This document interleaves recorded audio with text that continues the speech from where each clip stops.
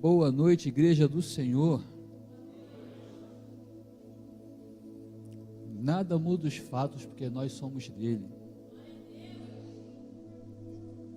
Por mais pecador que nós venhamos a ser, o Senhor nos ama. Dito isso, convido a toda igreja que abra sua Bíblia no Evangelho de João, no capítulo 11, ou acompanhe na transparência. Estamos, se eu não me engano, na penúltima mensagem da série Os 40 Dias de Milagres, e já tem gente já pronto para dar seu testemunho. O Senhor me incomodou enquanto eu subia as escadas, e para quem lembra, se eu não me engano, domingo passado, eu ministrei no momento dos dízimos e ofertas, e o Senhor me incomodou para que eu estivesse orando por aqueles que estivessem desempregados. Eu cheguei para uma pessoa e perguntei: aí, me dá uma boa notícia? Já está trabalhando? Pastor, eu vou fazer uma entrevista. Eu falei: glória a Deus, já pode dar seu testemunho hoje. Não, pastor, hoje não, deixa eu acertar tudinho. Eu falei: irmã, a gente vive por fé e não por vista. Pela fé, a irmã já está trabalhando em nome de Jesus. Mas não quero ser estraga-prazer, vou deixar ela contar. Não somente ela, mas creio que muitos outros. Dito isto, vamos ler a palavra do Senhor.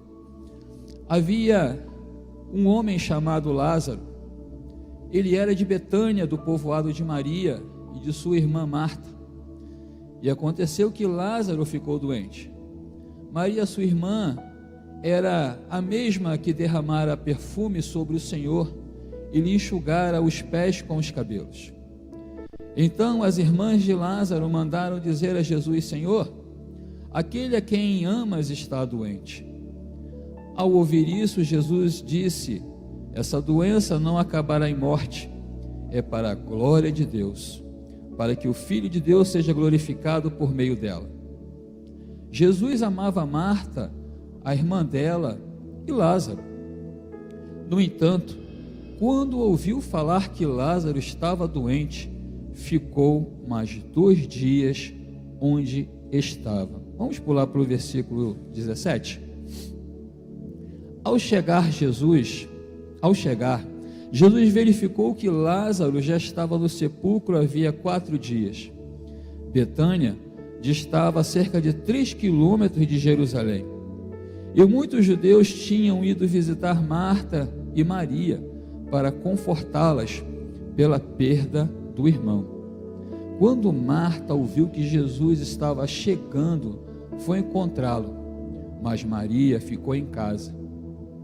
Disse Marta a Jesus: Senhor, se estivesses aqui, meu irmão não teria morrido. Mas sei que mesmo agora Deus te dará tudo o que pedires. Disse-lhe Jesus: o seu irmão vai ressuscitar. Marta respondeu, eu sei que ele vai ressuscitar na ressurreição do último dia. Disse-lhe Jesus: eu sou a ressurreição e a vida. Aquele que crê em mim, ainda que morra, viverá. E quem vive e crê em mim, não morrerá eternamente. Você crê nisso? Ela lhe respondeu: sim, Senhor, eu tenho crido que tu és o Cristo, o Filho de Deus, que devia vir ao mundo. E depois de dizer isso, foi para casa e, chamando à parte Maria, disse-lhe: o mestre está aqui, está chamando você. Ao ouvir isso, Maria levantou-se depressa e foi ao encontro dele. Jesus ainda não tinha entrado no povoado, mas estava no lugar onde Marta o encontrara. Quando notaram que ela se levantou depressa e saiu aos judeus que a estavam confortando em casa, seguiram-na, supondo que ela ia ao sepulcro para ali chorar. Chegando ao lugar onde Jesus estava e vendo, Maria prostou-se aos seus pés e disse: Senhor, se estivesse aqui, meu irmão não teria morrido. Ao ver chorando Maria e os judeus que acompanhavam Jesus, se agitou no espírito e perturbou-se. Onde o colocaram? Perguntou ele. Vem ver, Senhor. Responderam eles. Jesus chorou. Então os judeus disseram: vejam como ele o amava. Mas alguns deles disseram: ele que abriu os olhos do cego, não poderia ter impedido que este homem morresse? Jesus, outra vez, profundamente comovido, foi até o sepulcro. Era uma gruta com uma pedra colocada à entrada. Tirem a pedra, disse ele. Disse Marta, irmã do morto: Senhor, ele já cheira mal, pois já faz 4 dias. Disse-lhe Jesus: não falei que se você cresce veria a glória de Deus?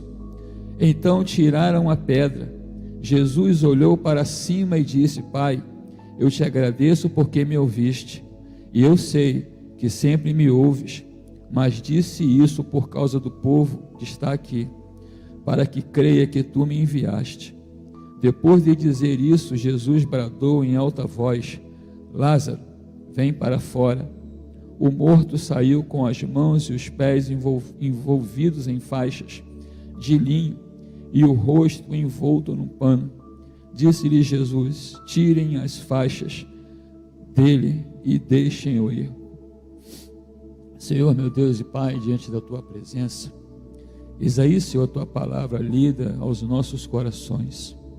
Rogo a ti, Senhor, e peço a ti que não me negue, Senhor, antes que chegue aquele grande dia do Senhor me levar, eu te peço, se for hoje, não sei, tu sabes, mas eu peço, Senhor, que o teu Santo Espírito, ó Pai, possa estar passeando em nosso meio, e, Senhor, examinando a cada coração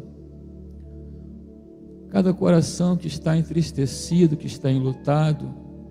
Tu sabes, ó Senhor, tu é aquele que sondas os rins e os corações, aqueles que estão mortos espiritualmente, aqueles que estão pensando em desistir, aqueles que acham, ó Senhor, que pelo simples fato de sair da tua casa, sair da tua presença, vão resolver seus problemas. Pai, em nome de Jesus, fala, Senhor, a cada coração, e que nessa noite, Senhor, possa haver conversão de vidas, e vidas, ó Pai, saindo dos sepulcros para fazer a tua obra em nome de Jesus. Amém. Irmãos, podeis assentar.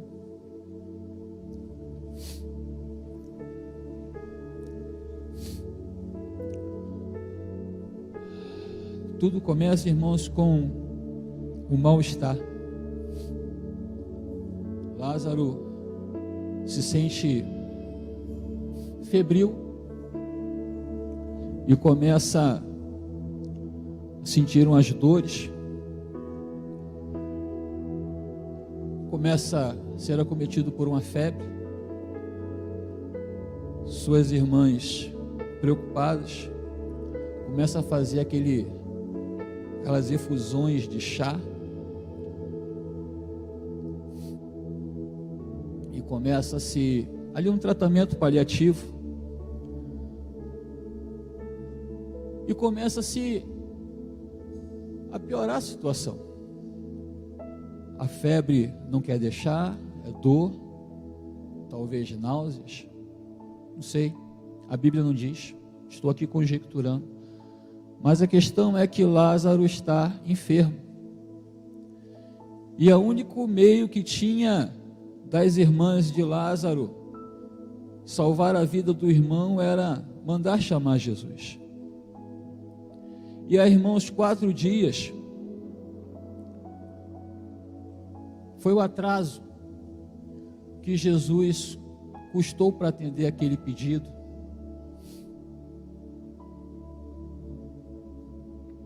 Quatro longos dias de espera, de angústia. As irmãs a todo momento eram atordoadas, porque não, começando por Marta, porque não Maria, o pensamento delas eram bombardeados diariamente, com pensamentos que visitavam aquelas mentes. Talvez uma das questões que a mente dela começava a se questionar era: por que Jesus não veio junto com o mensageiro? Nós enviamos o mensageiro e ele não veio. Às vezes nós ficamos frustrados, irmãos, quando a gente ora, queremos as respostas para ontem, mas a palavra de Deus vai dizer que o tempo do Senhor não é, o meu tempo não é o tempo do Senhor, a vontade dele não é a minha vontade, e é tudo no tempo dele, por mais que nós não venhamos a entender, é tudo no tempo do Senhor. Cada dia de espera era uma agonia, principalmente, irmãos, porque Jesus não chegava. A única resposta de consolo que elas tinham, de conforto, se encontra no versículo 4, onde vai dizer: essa doença não acabará em morte, é para a glória de Deus, para que o Filho de Deus seja glorificado por meio dela. Palavras de Jesus. Jesus não vem, Lázaro está piorando. Onde está Jesus? Chamei, mandei chamar, não veio. Marta e Maria sabia que seu irmão era amado pelo Senhor. Ela sabia que podia contar com Jesus para qualquer momento, qualquer situação, qualquer hora. Tanto que no versículo 3, elas vão, quando envia o mensageiro, elas dizem o seguinte: olha, avisa para Jesus a seguinte palavra: Senhor, aquele a quem tu amas está enfermo, aquele a quem tu amas está doente. E eu, quando li esse texto todo, por diversas vezes, eu comecei a imaginar quantas vezes a gente tem falado com o Senhor o seguinte: Pai, o teu filho está desempregado, envia-lhe uma porta de emprego. Senhor, a vida espiritual do teu filho não está bem. Senhor, restaura a vida dele, restaura aquela comunhão que ele tinha contigo.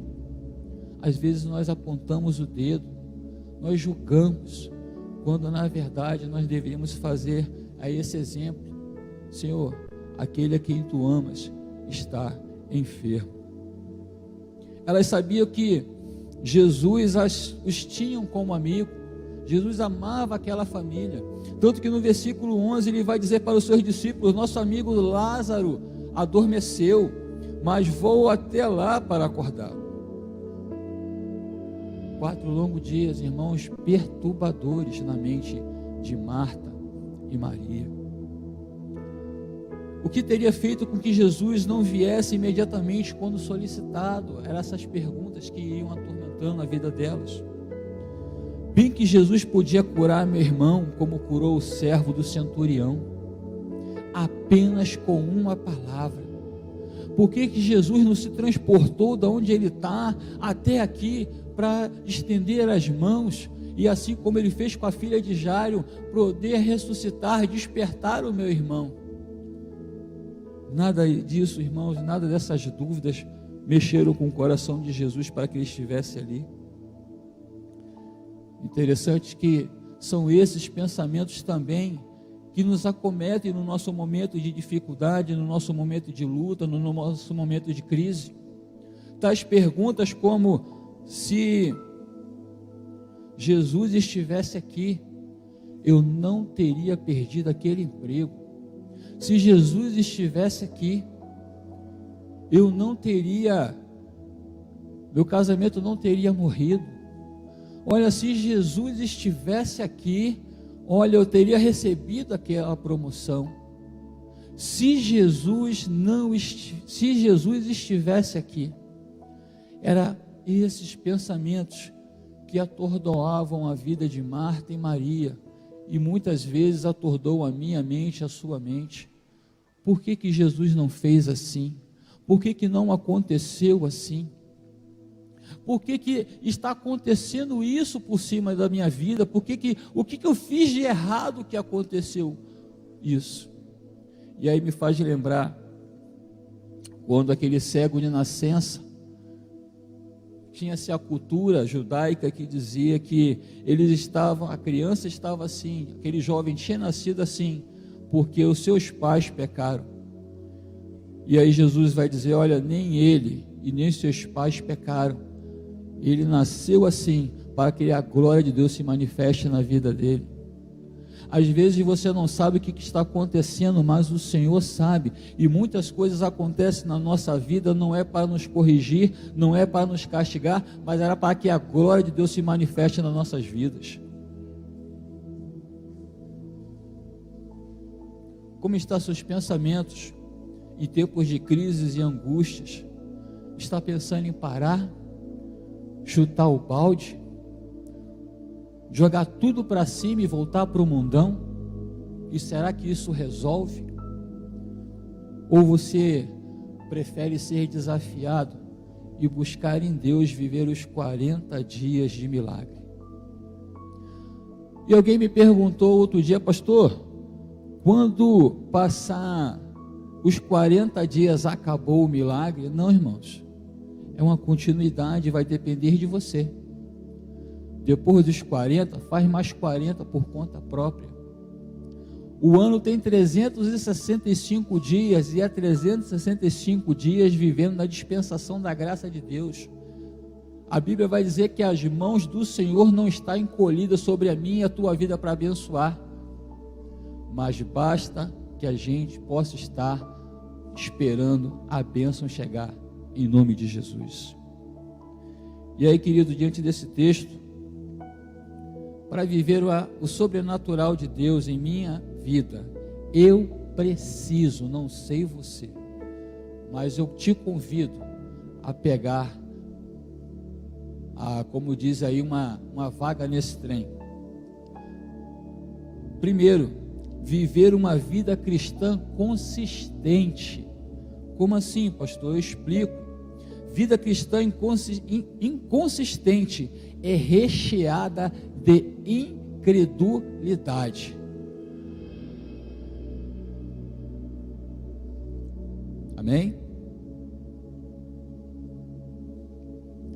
Marta, irmã do falecido, irmã de Maria,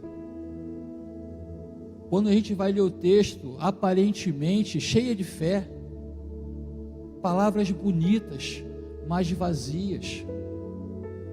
Como disse o próprio Senhor: esse povo me honra com os lábios, mas o coração está longe, está totalmente fora de mim. Marta chega, talvez ali irada, ou talvez até mesmo decepcionada, porque ela queria que Jesus estivesse no momento que ela queria. Mas o que dá a entender que de propósito Jesus não veio. Por quê, pastor? Simples, porque o povo judeu, na sua superstição, dizia o seguinte, que a alma ficava ao lado do corpo esperando 3 dias para poder voltar para o corpo. Imagine eu aqui estirado e meu espírito do lado, de braço cruzado, esperando, batendo o pé para voltar para o corpo. E aí a Bíblia vai dizer que Jesus ainda se demora por mais 2 dias. Alguns comentaristas, alguns estudiosos vão dizer que assim que o mensageiro partiu para ir falar com Jesus, Lázaro faleceu. Tanto que essa indignação de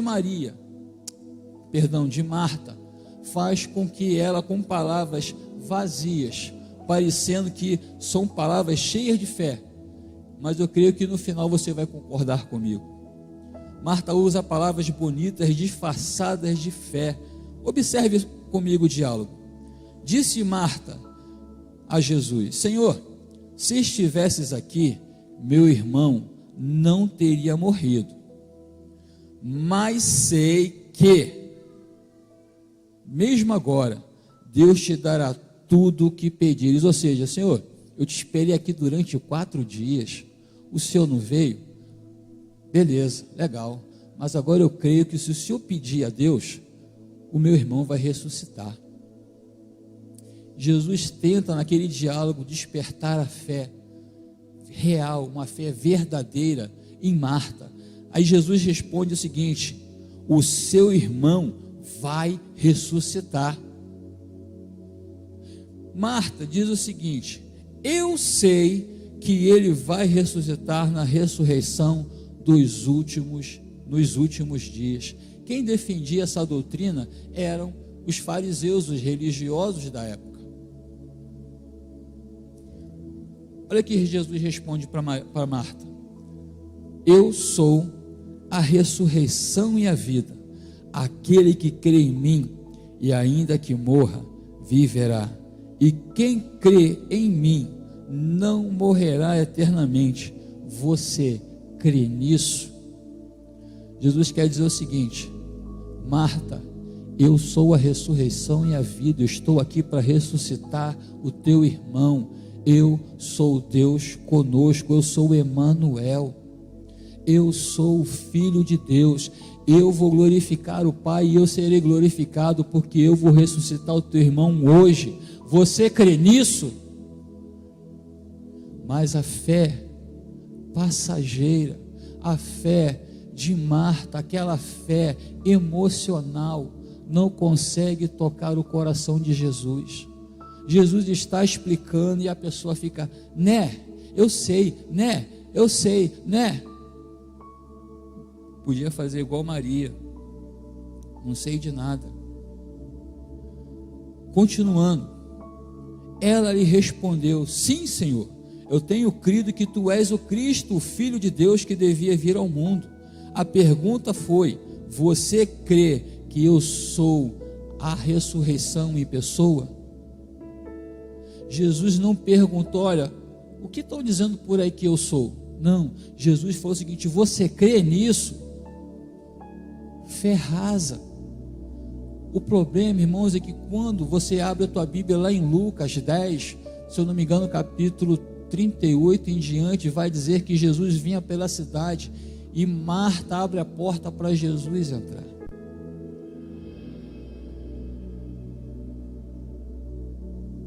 Abriu a porta, mas ao invés de estar com o Senhor, ficou atarefado em muitas coisas. Não viva uma vida cristã de qualquer maneira. Vida sem compromisso gera ansiedade. E aí, como eu dizia, Lucas 10, 38 a 40, caminhando Jesus e seus discípulos chegaram a um povoado onde certa mulher chamada Marta o recebeu em sua casa. Maria, sua irmã, ficou sentada aos pés do Senhor, ouvindo a sua palavra. Marta, porém, estava ocupada com muito serviço. E aí, irmãos, como é que eu vou aprender de Jesus? Como é que eu vou aprender da palavra de Deus se eu estou agitado? Como eu vou aprender a palavra de Deus? Como é que minha fé vai ser alicerçada na rocha se eu estou com a fé emocional? Eu venho para a igreja quando eu quero, eu faço as coisas quando eu quero, eu leio a Bíblia quando eu quero, quando eu posso, quando dá. Programações na igreja, não vou fazer nada, vou lá para quê? Marta abre a porta da sua casa, é Maria que se assenta aos pés do Senhor. Às vezes as pessoas são assim, nós somos assim. Um dia abrimos a porta para Jesus entrar no nosso coração, na nossa vida.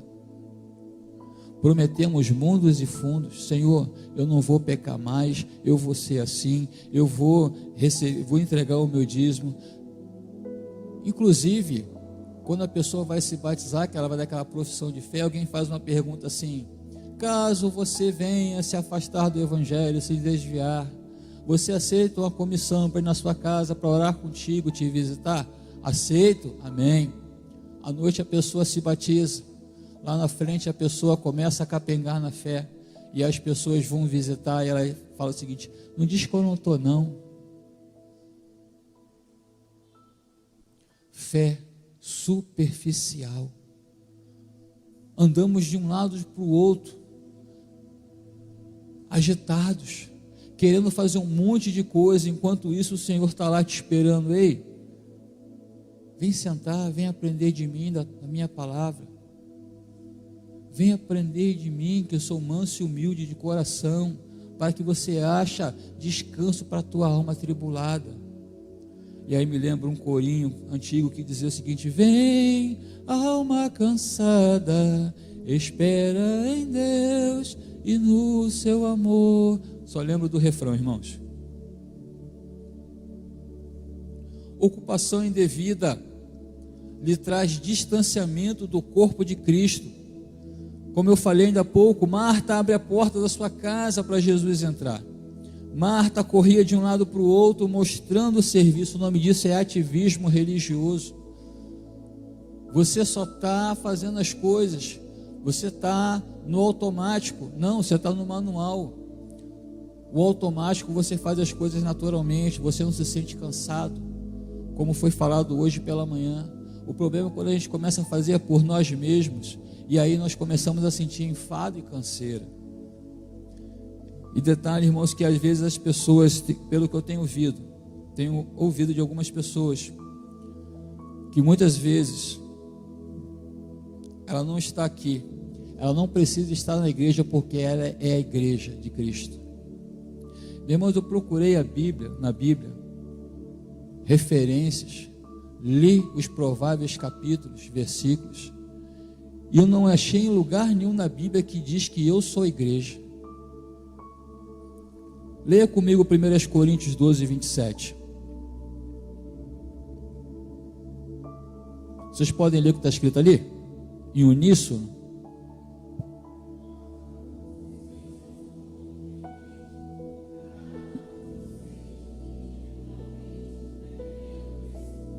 Só escutei meia dúzia de pessoas, gente. É para toda igreja. Vamos lá? 1, 2, 3.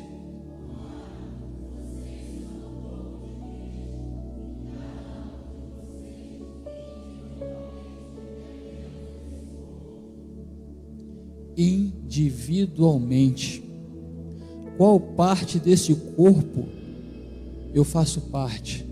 Eu sou o dedão, eu sou o dedo mindinho, eu sou o ouvido, eu sou os olhos. Uma coisa que eu não posso ser, irmãos, é duas coisas que eu aprendi na vida. Primeiro é ser o cabeça, porque a Bíblia diz que o cabeça é Cristo. Segundo, eu não posso ser o dono da igreja, porque a Bíblia vai dizer que o dono da igreja que pagou pela remissão dos nossos pecados foi Jesus. E algumas pessoas querem ordenar ao Senhor o que ele deve fazer. Algumas pessoas, não, pastor, não preciso estar na igreja não, porque eu sou a igreja. Mentira. Foi a pior mentira que o diabo fez para você. E você acreditou. Você não é igreja. Você é um indivíduo.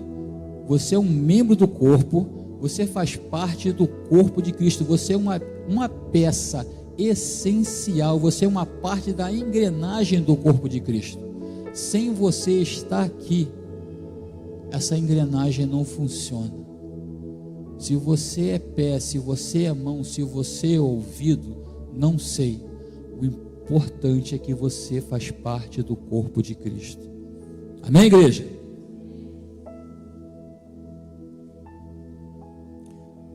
Vida emocional não produz intimidade com Deus.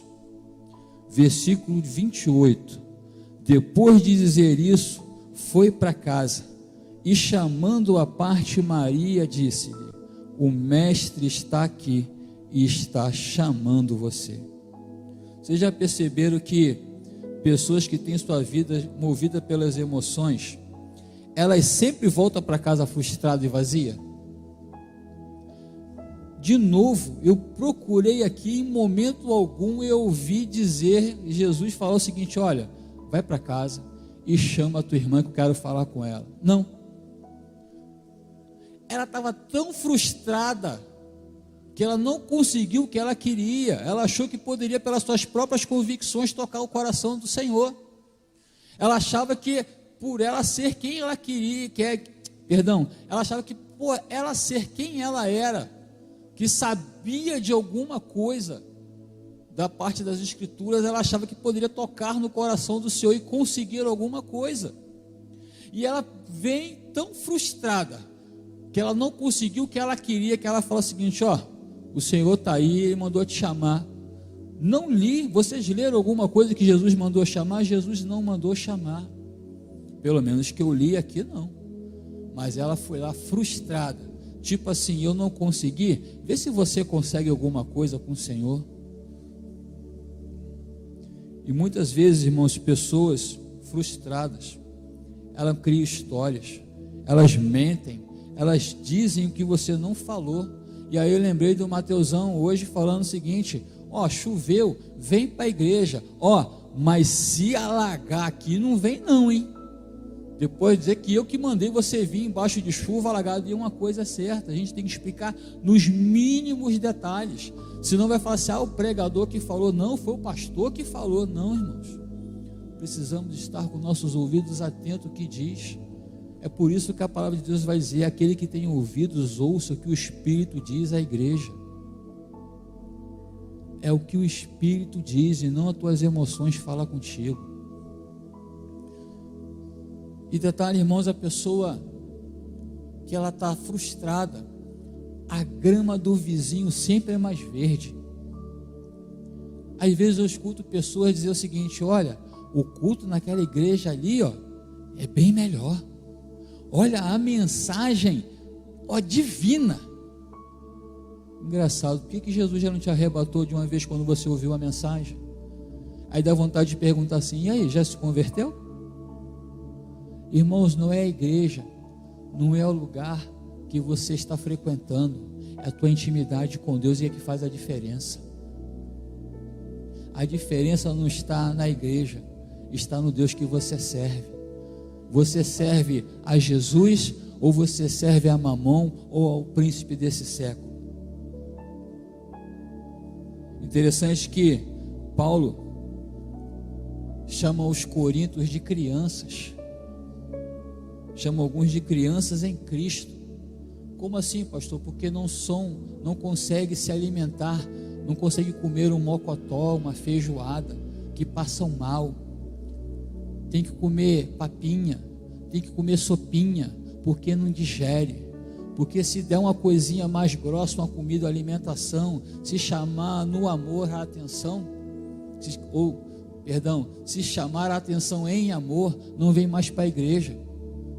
Sacode a poeira dos pés e vai para outra igreja. Isso quando não vai para o mundão, porque não quer ser disciplinado, não quer ser orientado. E aí, irmãos, vidas emocionais, vidas vazias, vidas que enquanto o pregador está trazendo a mensagem, está conversando, está rindo, outros estão mexendo em celular, mandando WhatsApp. E a pergunta aqui não quer calar: Jesus, se viesse hoje, será que você partiria com Ele ou você ficaria contente? Pense no seu coração. Para viver o sobrenatural em minha vida, eu preciso, independente da situação, ter uma vida de adoração, ser um adorador. Está enchendo d'água? Eu estou adorando.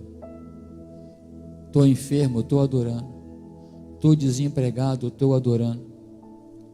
Independente da situação, eu estou adorando. Versículo 32. Chegando ao lugar onde Jesus estava e vendo-o, Maria prostrou-se aos seus pés e disse: Senhor, se estivesse aqui, meu irmão não teria morrido. Não sei se você percebeu, mas a mesma frase dita pelas duas irmãs, pensamentos que atordoavam a mente das duas. Uma fala toda cheia de soberba, cheia de razão. A outra chega andando na direção de Jesus, como se ela dissesse assim: Senhor, e aí? Se tu estivesse aqui, meu irmão não tinha morrido. Pô, Senhor, olha só, eu mandei te chamar. O que aconteceu? Qual é, fiel? Mandei te chamar. E aí? Como é que é a parada? A outra não, a outra já veio correndo, largou tudo e se prostra aos pés do Senhor. E eu fico imaginando Maria soluçando aos prantos: Senhor, se tu estivesse aqui, meu irmão não teria morrido. Ah, irmão, e aí que aquela oração é que muda de figura.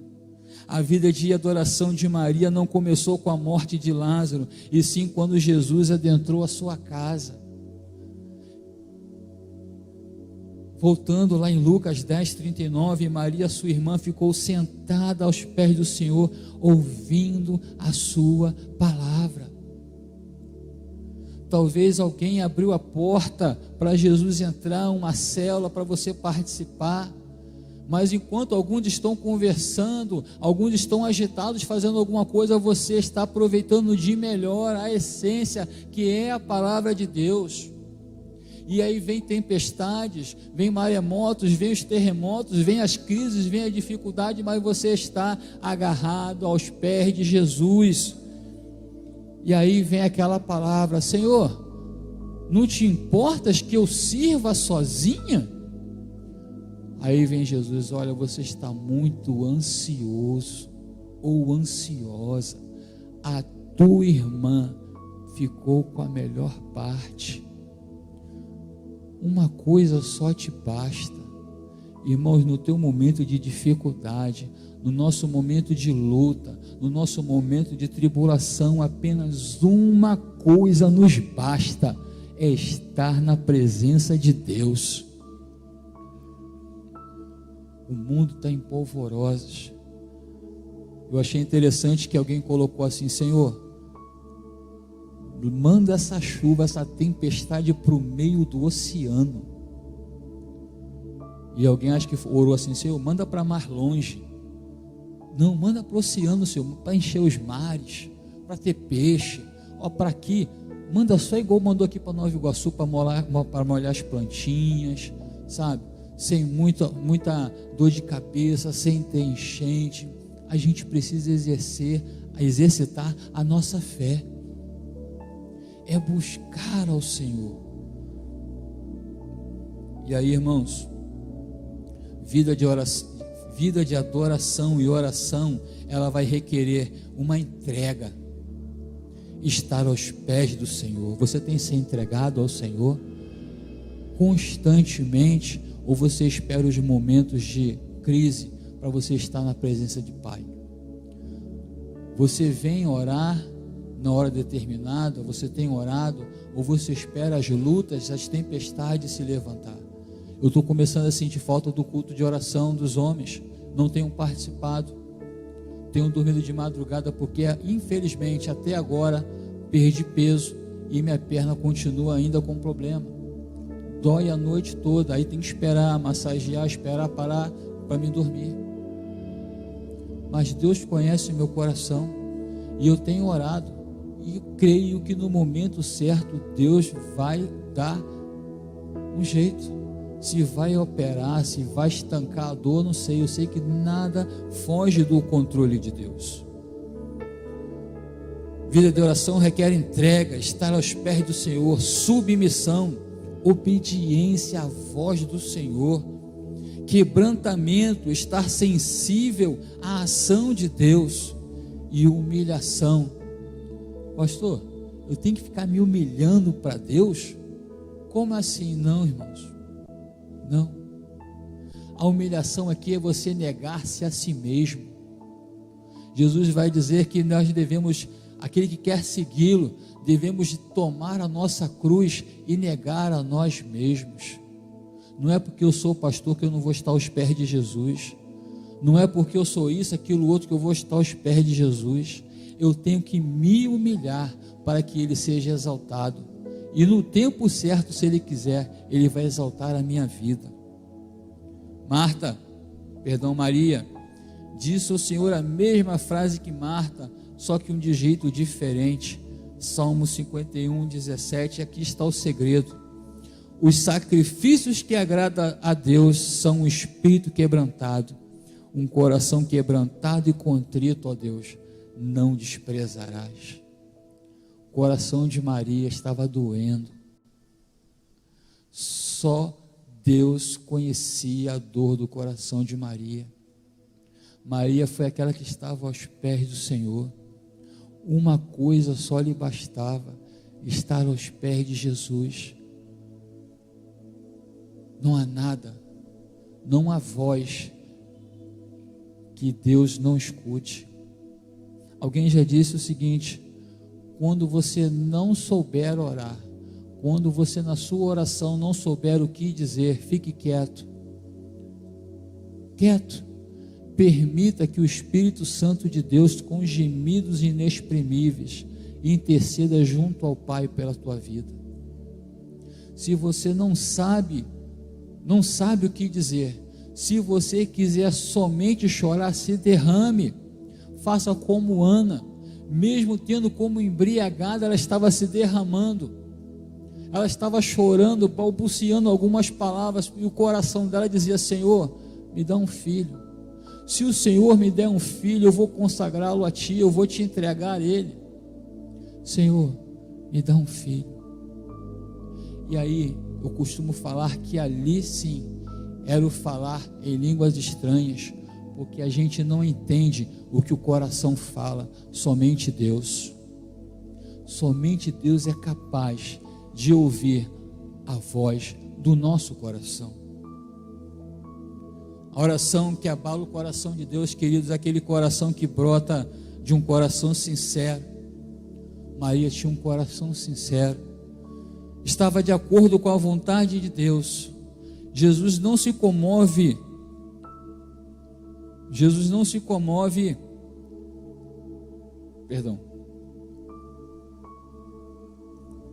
pelo quanto você sabe, mas pelo quanto você se derrama aos seus pés. A exemplo de Marta: Senhor, eu sei. Maria não sabia de nada, irmãos.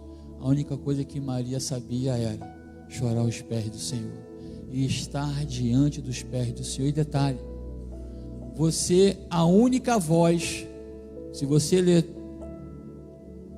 toda a história de Maria, a única palavra dita por Maria, tanto em Lucas, quanto em João no capítulo 11, quanto em João capítulo 12, que aí você vai entender que Maria estava ali ungindo os pés do Senhor, já preparando Jesus para a sepultura. Era um ato profético. Aí você vai entender que Maria gostava de estar aos pés do Salvador.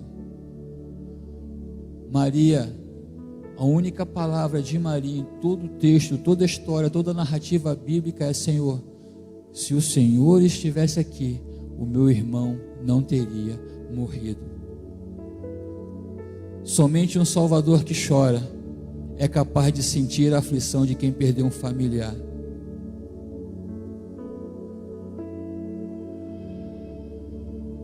Escute essa frase: Jesus busca mais do que orações bonitas, perfeitas e corretas. Jesus busca um lugar de quebrantamento em nossas orações, pois orações quebrantadas movem os céus. Somente o coração contrito e quebrantado, como diz a palavra, o Senhor não vai rejeitar. Talvez a sua oração não tenha chegado, porque ela não está de acordo com a palavra de Deus, não está de acordo com a vontade de Deus, e você não está com o coração quebrantado. Talvez você está orando, pedindo somente para você, e é por isso que Tiago diz que a gente pede e não recebe, porque a gente pede mal, só pede para gastar com nós mesmos. E aí que vem o milagre do Senhor. Para viver o sobrenatural de Deus em minha vida, eu preciso retirar a pedra que me impede de ver a glória de Deus em minha vida. Quantos corações tem pedra segurando defuntos? E detalhe, tem mais de 4 dias, irmão, já tem anos. Versículo 39 e 40 vai dizer o seguinte: tirem a pedra, disse ele. Disse Marta, irmão do morto: Senhor, ele já cheira mal, pois já faz 4 dias. Disse-lhe Jesus: não lhe falei que se você cresce, veria a glória de Deus? E aí que está a finalização, irmãos, da vida de Marta.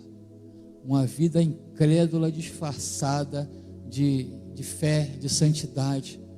achava que sabia alguma coisa, chegou cheio de autoridade, cheio de disse-me-disse, cheio de mimimi. Senhor, se tu tivesse aqui, meu irmão não tinha morrido.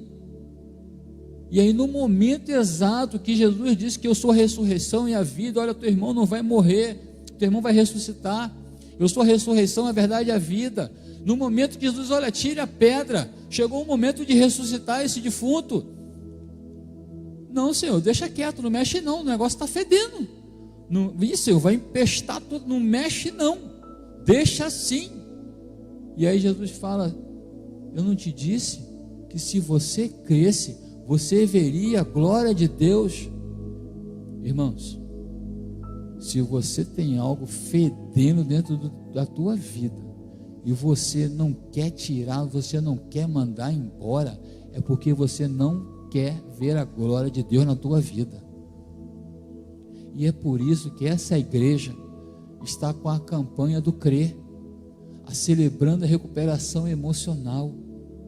Pessoas doentes porque trazem traumas do passado, pessoas que carregam raízes de amargura, de pai, de mãe, de irmão, de tio, de parente, pessoas que precisam ser libertas, pessoas que precisam abrir ali o seu coração, tirar a pedra e deixar embora o defunto. Aí a pergunta que não quer calar: você vai estar aqui na próxima edição do CRE 2024? Somos impedidos, irmãos, de ver a glória de Deus quando entulhamos lixos sentimentais em nossas vidas. O que você tem guardado em seu coração? A pergunta que não quer calar: você sabe que você tem guardado? Já está lá há quanto tempo? Ih, pastor, já virou caveira, já virou um esqueleto. Segundo a tradição judaica, se passasse 3 dias, o espírito não voltasse para o corpo, depois de 1 ano, no total estado de decomposição, eles pegavam os ossos e colocavam dentro de uma caixinha chamada ossuário e ficava guardado dentro daquele túmulo. Talvez o teu defunto que você carrega na tua vida não esteja em estado de decomposição, já esteja guardado dentro de uma caixa que só tem ossos. E aí você fala assim: não, pastor, eu botei uma pedra. Não, não põe pedra não, tira, joga fora, porque a Bíblia vai dizer que não haja em vocês, não haja em vós nenhuma raiz de amargura.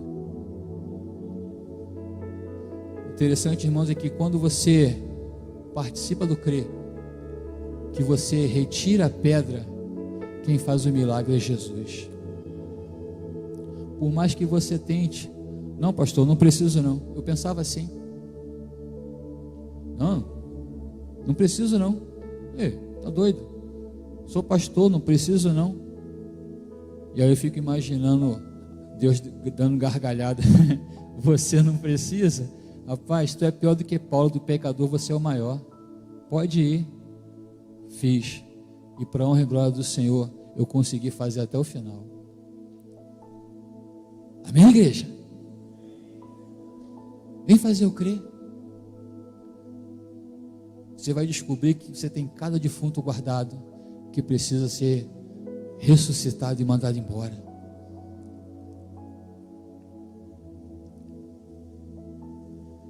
Jesus opera um milagre sobrenatural. Ele chama o teu defunto pelo nome.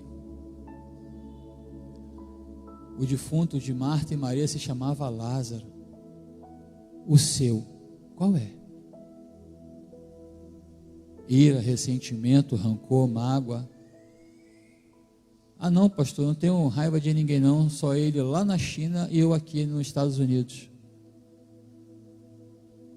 E isso não é raiz de amargura? Pessoas que vivem uma vida infeliz, pessoas que vivem reclamando: se chove, reclama, se faz sol, reclama, se está calor, reclama, se está frio, reclama. Isso é resultado de quê? E aí eu lembro que pela manhã Mateus falava o seguinte: que a pessoa, quando ela não chega no horário marcado, é porque ela quer ter o controle das coisas. E quando ela tem o controle, ela quer dizer o seguinte: não, ó, quem sabe sou eu, quem manda sou eu. E às vezes Deus fala assim para você: olha, desce do pedestal, desce de onde você está, não se esqueça que você é pó e cinza, ponha-se no seu lugar, para que o milagre, o sobrenatural de Deus aconteça na sua vida e na minha vida. Precisamos tirar essa pedra, fazê-la rolar. Pastor, eu não consigo, a pedra é grande. Peça ajuda. Estamos aqui para isso, para te ajudar. Está difícil? Não está mais não. Jesus vai te abençoar em nome de Jesus. Jesus opera um milagre sobrenatural chamando o teu defunto pelo nome. Interessante, irmãos, que quando Jesus ele tira o teu defunto ele está embrulhado, está tão bem embrulhado que parece ter papel de presente. Tem fita para tudo quanto é lado. É fita nas pernas, fita nos braços, fita no rosto, fita na cabeça.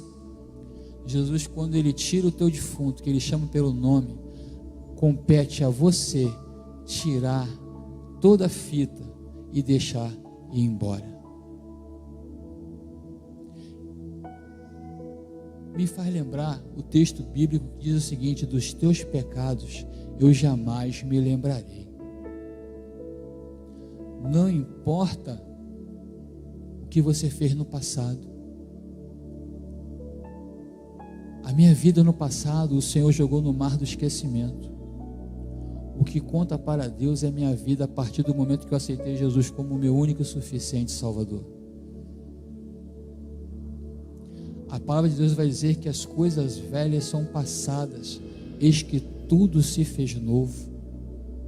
Você quer ter uma vida vivendo o sobrenatural?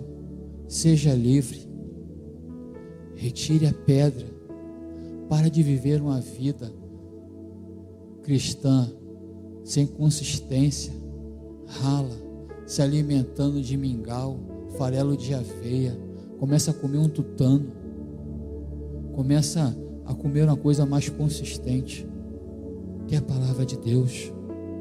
Não são fábulas.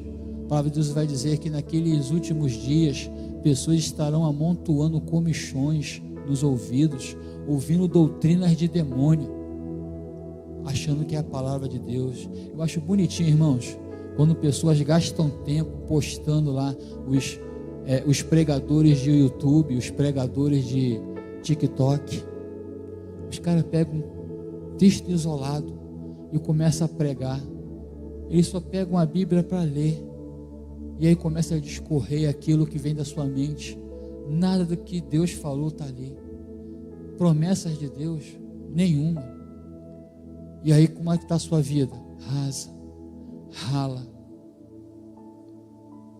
Quando a gente pega a palavra de Deus, o texto vai dizer o seguinte: não te mandei eu? Esforça-te.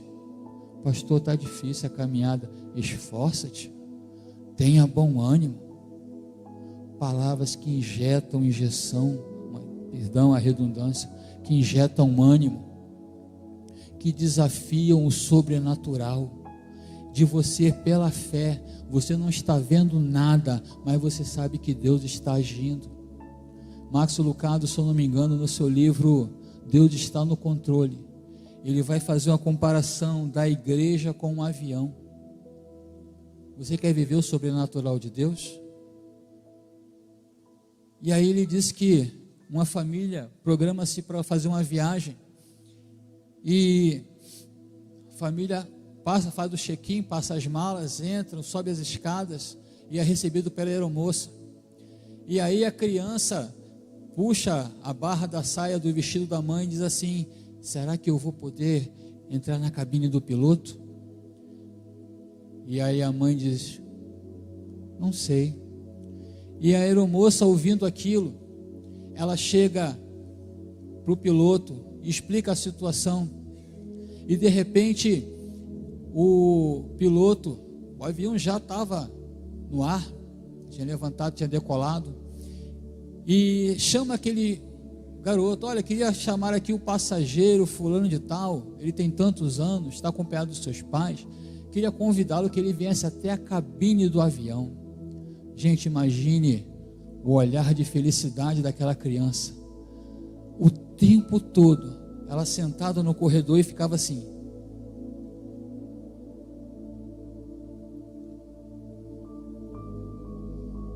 esperando a porta se abrir para ela poder entrar ali. E aí ele continua a dizer que assim é a igreja. A pessoa entra, chega na recepção ali no estacionamento, alguém recebe: olha, seja bem-vindo em nome de Jesus. Chega ali, tem alguém com a plaquinha, recebe, aperta a mão, dá um abraço, conduz até o lugar, começa-se o louvor e a pessoa está bem ali aconchegada. De repente começa o momento de ofertório, se ela pode, se ela quer, ela vai lá também, oferta. Começa o momento da mensagem, faz-se o apelo, tem-se oração, toca-se um louvor final, o pastor da igreja faz a oração final e a pessoa vai para casa. E ele faz a seguinte pergunta: querido leitor, o que você viu de diferente na comparação da igreja e daquela criança que está viajando de avião? A diferença está, irmãos, é quando você quer entrar na cabine do piloto. A diferença é quando você quer entrar na presença de Deus. Não basta somente você sair da sua casa, embaixo de chuva, embaixo do sol quente, e vir para a igreja. O segredo, o mistério está quando você quer adentrar no Santo dos Santos. O segredo está do sobrenatural quando você quer estar à presença de Deus. Não importa o que vão pensar de mim, eu quero é Deus. Me falta-me tudo, me falta o fruto da oliveira, me falta de tudo. O país em crise, mas nós estamos em Cristo. O segredo está quando você está aos pés do Senhor. Não importa as lutas, não importa as tempestades, não importa quem esteja enfermo, importa é onde você está no teu momento de crise.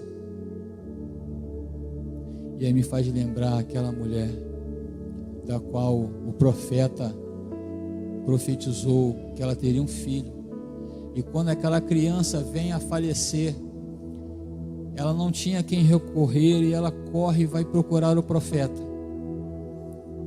e as pessoas que a encontravam pelo meio do caminho perguntavam: vai tudo bem? Ela: positivo e operante, tudo jóia, porque ela sabia que Deus estava no controle.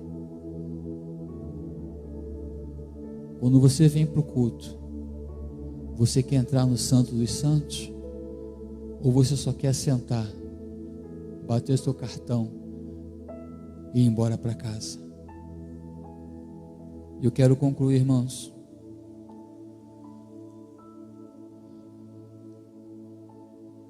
Somente o poder de Deus pode trazer vida e luz às pessoas mortas e envoltas na escuridão sombria da noite. Nada em nossas vidas acontece por acaso, sem a permissão de Deus.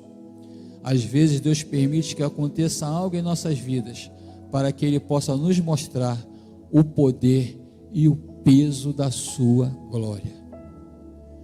E aí eu quero finalizar com essa frase de minha autoria, que diz o seguinte: o amor de Jesus é para todos, a intimidade com Deus é somente para que os investem tempo aos pés do Senhor.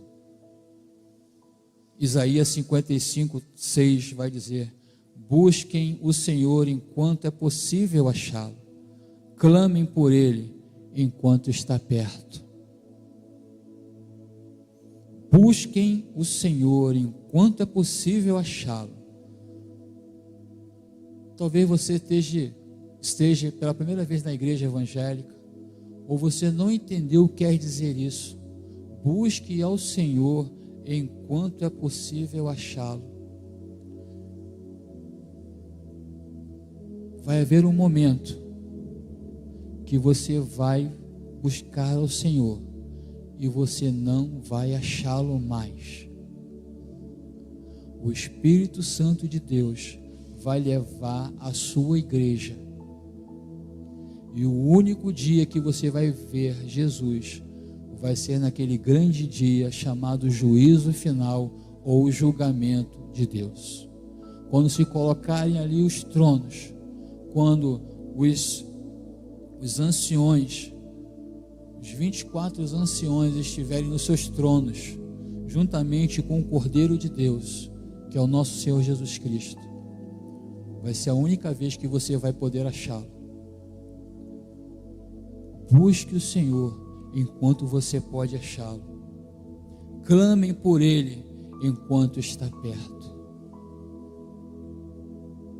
Deixe a vida inconsistente de lado.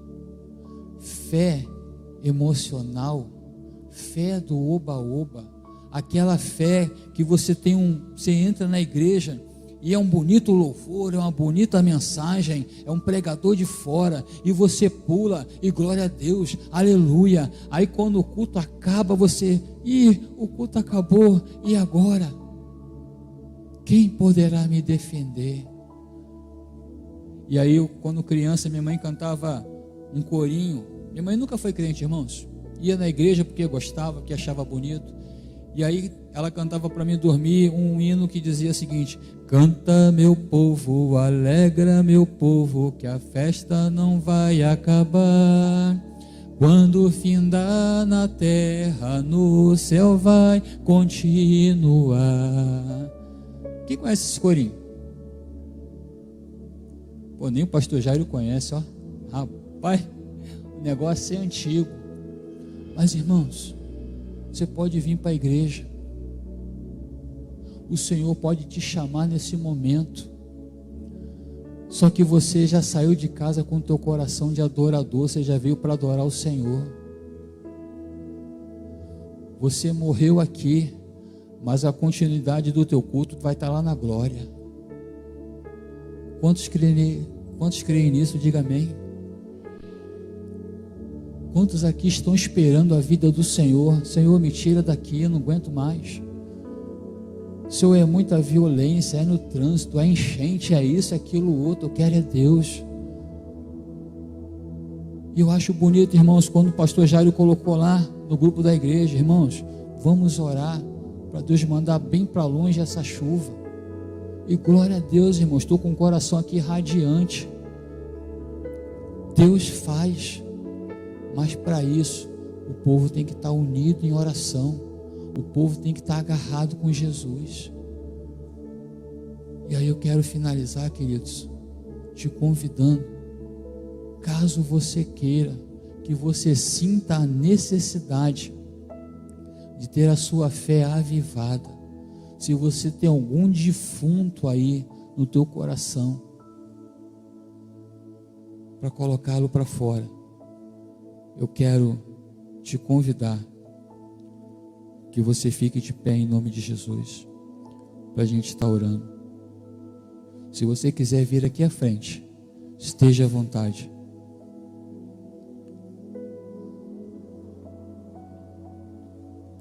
Detalhe, queridos, Deus conhece o teu coração. Não adianta você mentir para Deus. Deus conhece. Deus sabe o nome e o tamanho do defunto que tu carrega.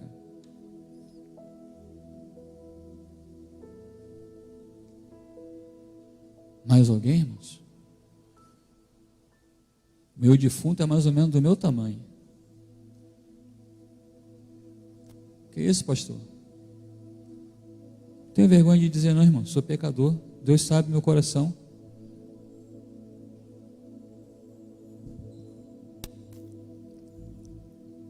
Jesus não me levou ainda, porque Ele sabe que do jeito que eu estou, nem na porta do céu eu entro. Alguém aqui nessa noite que necessita de Jesus na sua vida, que quer entregar seu coração, sua vida para Jesus?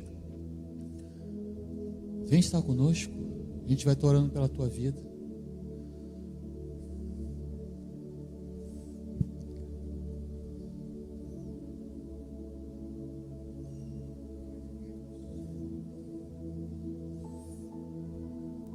Gostoso você ganhar um abraço do sobrinho, né, gente? Nem esperava estar aqui.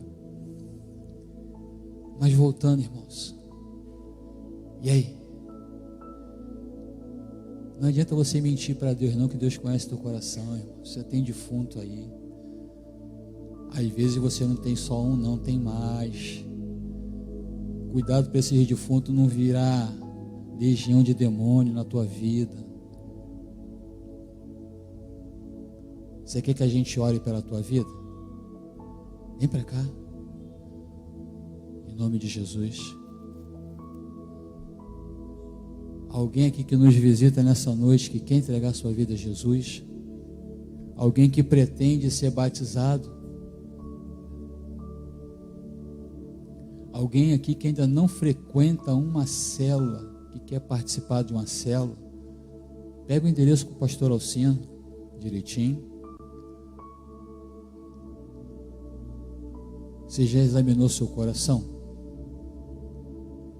Você já pediu para Deus? Já mostrou para Deus onde você colocou teu defunto? Quero convidar o pastor da igreja para estar aqui orando, em nome de Jesus.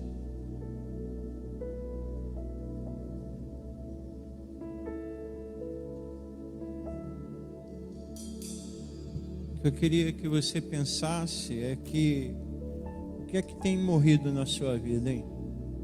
O que morreu?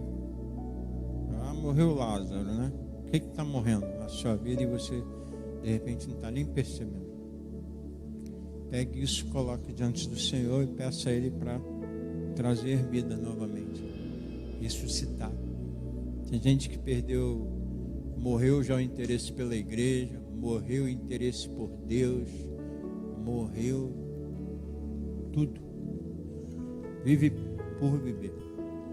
Então, coloque diante do Senhor. Morreu a alegria.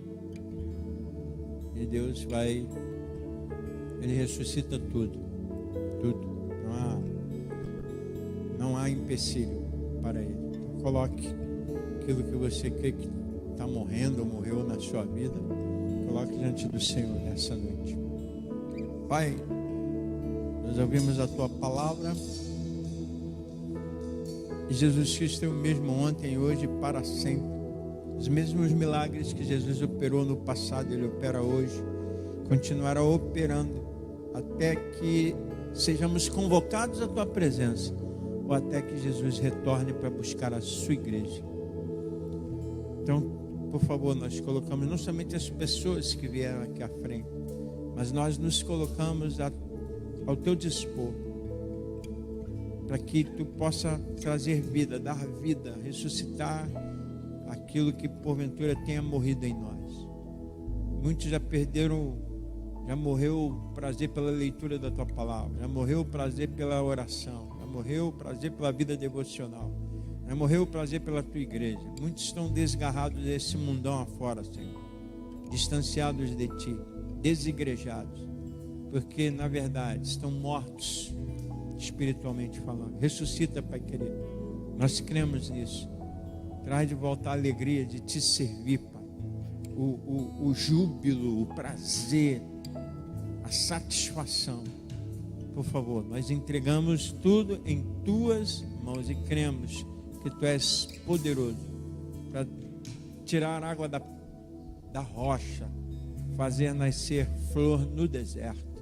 Tu és capaz de tudo, não há impedimento para Ti. Por isso, dedicamos tudo e todos ao Teu senhorio, em nome de Jesus. Amém e amém.